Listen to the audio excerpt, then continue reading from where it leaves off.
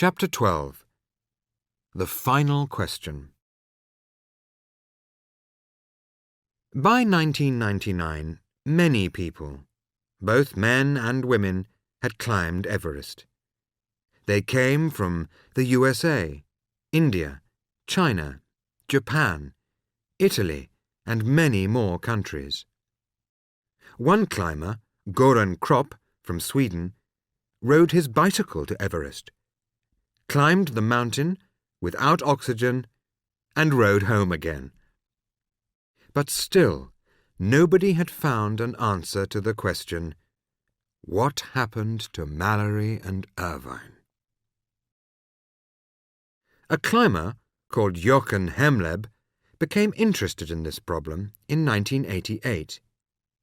He studied the problem for years, and his bedroom was full of books and photos of Everest. But with every new piece of information, there were new questions. In 1924, Odell was at 7,926 meters, climbing up behind Mallory and Irvine towards Camp 6. At 12:50 p.m., the clouds cleared and Odell could see the summit ridge of Everest above him. High up on the ridge, he saw two tiny black dots moving on the snow. They were moving quickly. He saw them climb a rock step on the ridge. Then the clouds came back and they disappeared. There are 3 rock steps on the northeast ridge. The first step, the second step, and the third step. The second step is much harder to climb than the first and third steps. It is a steep rock wall, like the front of a ship. But it is only about 250 vertical meters from the summit. And the third step is even closer. So the first question is, which of the 3 steps were Mallory and Irvine climbing when Odell last saw them? In 1924, Odell said it was the rock step at a very short distance from the base of the final pyramid, and both of them climbed quickly to the top of it. It is difficult to climb the second step, but much easier to climb the third step, and the first step is quite a long distance from the summit. So, at 12:50 p.m., Mallory and Irvine were probably at either the second step or the third step, only a very short distance from the summit. If that is right, did they stop there? Probably not. All the difficult parts of the climb were behind them. They had oxygen, and Odell said they were moving quickly. So did they reach the summit before they died? Many people think it is quite possible, but others think Odell made a mistake. He only saw them for a moment, they say. He probably saw them climb the first step, much further from the summit. Reinhold Messner agrees. Mallory did not climb the second step, he says. Odell saw them on the first step. So who is right? And how can we know? In 1933, a British climber found Irvine's ice axe at 8,460 meters, just below the first step. But why was it there? Did he put it down or drop it in an accident? And did this happen on the way up or the way down? No one knows. In 1960, a Chinese climber found an old wooden tent post and rope, like those used in 1924, just below the second step And in 1979, a Japanese climber met another Chinese climber, Wang Hongbao, on the mountain and heard a strange story. 4 years earlier, Wang said, he had found a body, an English dead, near the Chinese Camp 6, at 8,100 meters. Was this Mallory, perhaps, or Irvine? The Japanese climber wanted to ask more questions. But the very next day, Wang himself was killed in an avalanche. So the questions continued. In 1999, Jochen Hemleb was part of an expedition that set out to find some answers. From Tibet, they climbed slowly up the East Rongbuk Glacier to Camp 5, just under the northeast ridge. At 7,900 meters, one climber, Andy Politz, reached the place where Odell had last seen Mallory and Irvine far above him. Where had they actually been when he saw them? Politz looked up. He could clearly see each of the first, second, and third steps. "You are really close to them at that point," he said. "And there was only one place that was a very short distance from the base of the final pyramid. And that was the third step, the one nearest the summit." He took a lot of photographs and video film to make this clear. The 5 climbers reached Camp 6 near the place where Wang Hongbao had seen the English dead. On the 1st of May, 1999, they set out to find the body again. They climbed across a steep snow slope, some going up, others down. It was a dangerous, frightening place. A strong wind made it easy to fall. After half an hour, they had found the bodies of not 1, but 6 dead climbers. All the dead bodies had broken arms or legs, and the climbers knew that at any moment they could fall and die too, like the men before them.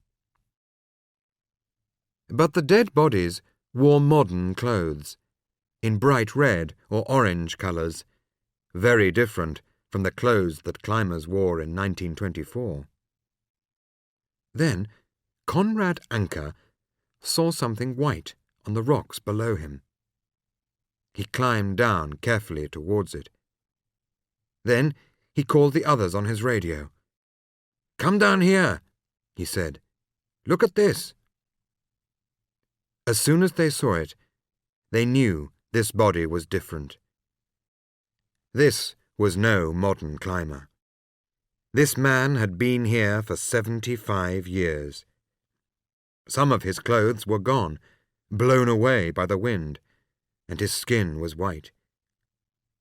There was no oxygen equipment. The rope around his waist had cut into the skin and was broken at one end, where he had fallen. One leg was broken in 2 places. His head and arms were cut. They stood and looked at the body quietly for a while. They took photographs. Then, very gently, they began to look in the pockets of the man's clothes. One thing they hoped to find was a camera.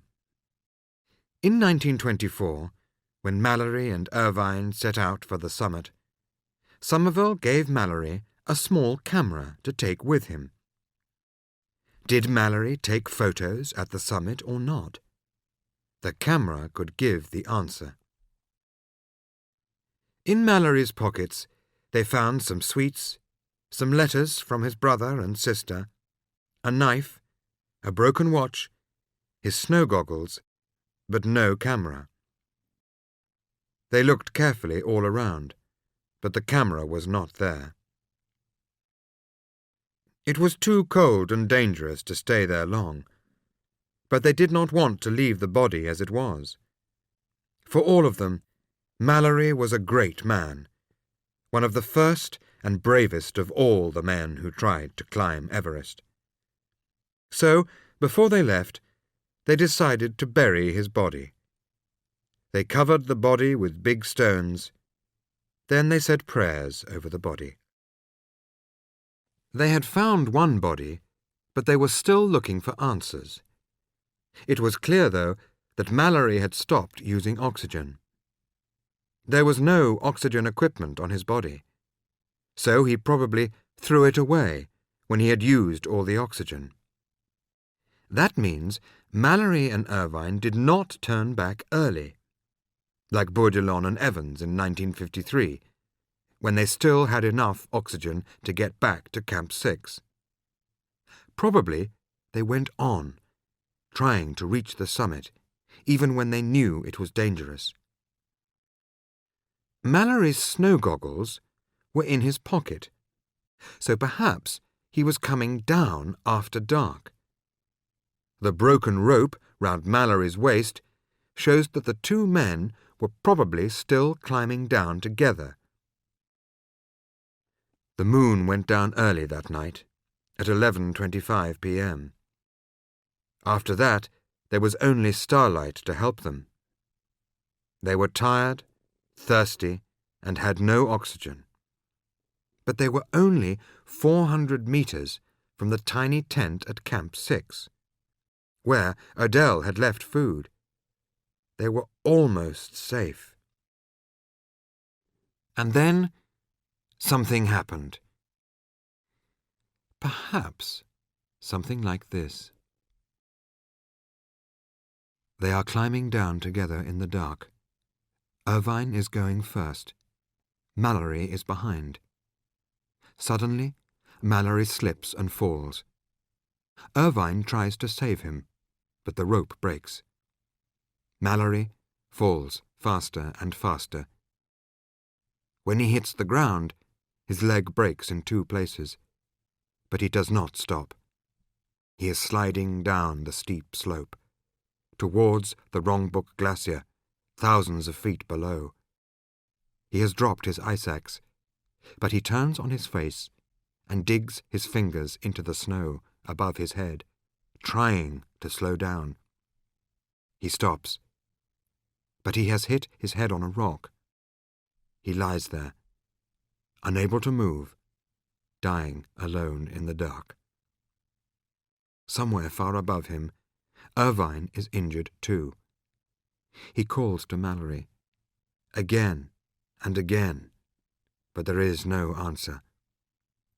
Slowly, he tries to crawl towards Camp 6, but he cannot find it. Alone and lost in the dark and icy cold at 8,200 meters, Irvine dies too.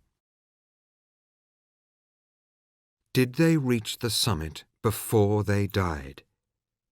Only Mallory's camera can answer that question, and no one has found it. But there is one other important thing which no one has found.